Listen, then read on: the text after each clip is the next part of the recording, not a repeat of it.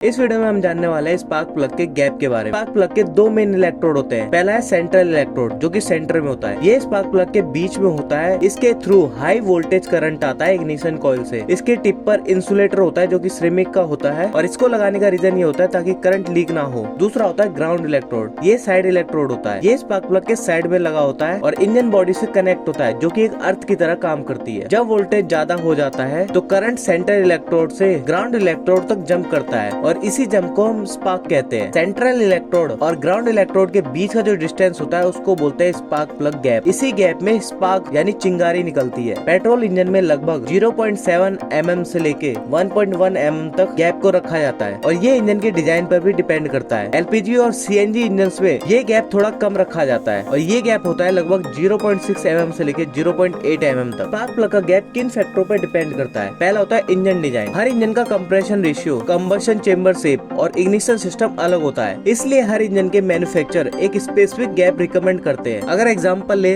तो normal petrol engine का जो गैप होता है 0.7 mm से लेके 0.8 mm तक होता है और हाई परफॉर्मेंस इंजन में 0.9 से लेके 1.1 mm तक गैप रहता है। दूसरा इग्निशन सिस्टम वोल्टेज। अगर इग्निशन सिस्टम हाई वोल्टेज का होता है जैसे कि modern ECU coil on plug system होता है तो गैप को थोड़ा बड़ा रखा जा सकता है जिससे कि स्पार्क स्ट्रॉन्ग रहता है। अगर वोल्टेज कम होता है जैसे कि पुरानी बाइक्स में कॉन्टैक्ट ब्रेकर सिस्टम होता है तो गैप को छोटा रखा जाता है। अगर गैप को छोटा नहीं रखा जाएगा तो उससे स्पार्क जंप नहीं करेगा जिसकी वजह से इग्निशन सिस्टम पूरा फेल हो जाता है। नॉर्मल पेट्रोल इंजन में गैप कम क्यों होते हैं? इसका रीजन ये होता है कि नॉर्मल पेट्रोल इंजन में इग्निशन सिस्टम की जो वोल्टेज होती है यानी स्पार्क एनर्जी वो ज्यादा पावरफुल नहीं होती क्योंकि इसमें यूज करा जाता है कॉन्टैक्ट ब्रेकर सिस्टम और नॉर्मल इग्निशन कॉइल का। ऐसे सिस्टम में अगर गैप ज्यादा रख दिया जाए तो स्पार्क जंप नहीं कर पाता है, इसलिए गैप छोटा रखा जाता है ताकि स्पार्क इजिली निकल सके। और एग्जाम्पल के लिए 0.7 mm से लेके 0.8 mm तक गैप को रखा जाता है और स्पार्क कम डिस्टेंस ट्रेवल करता है जिसकी वजह से सेंट्रल इलेक्ट्रोड से साइड इलेक्ट्रोड तक इजिली जंप होता है और इससे स्टार्टिंग स्मूथ रहती है और मिसफायर कम होता है। परफॉर्मेंस कार में ज्यादा गैप क्यों होते हैं? इसका रीजन ये है कि परफॉर्मेंस इंजन, स्पोर्ट्स या हाई कंप्रेशन इंजन में इग्निशन सिस्टम हाई वोल्टेज देता है जैसे कि coil on plug ignition system होता है, हाई एनर्जी इग्निशन कॉइल होते हैं और इसी कंट्रोल टाइमिंग होती है, इसलिए इस सिस्टम के बड़े गैप होते हैं और ये गैप लगभग 0.9 mm से लेके 1.1 mm तक होता है और इस गैप में स्पार्क इजिली जनरेट कर सकते हैं। इसका फायदा ये होता है कि बड़े गैप होने से बड़ा स्पार्क फ्लेम मिलता है, एयर फ्यूल के मिक्सचर को ज्यादा अच्छे से इग्नाइट करते हैं और कंप्लीट कंबशन होती है और इससे पावर और परफॉर्मेंस भी बढ़ता है। नॉर्मल पेट्रोल इंजन में छोटे गैप वाली कार है जैसे कि मारुति अल्टो, वैगनार,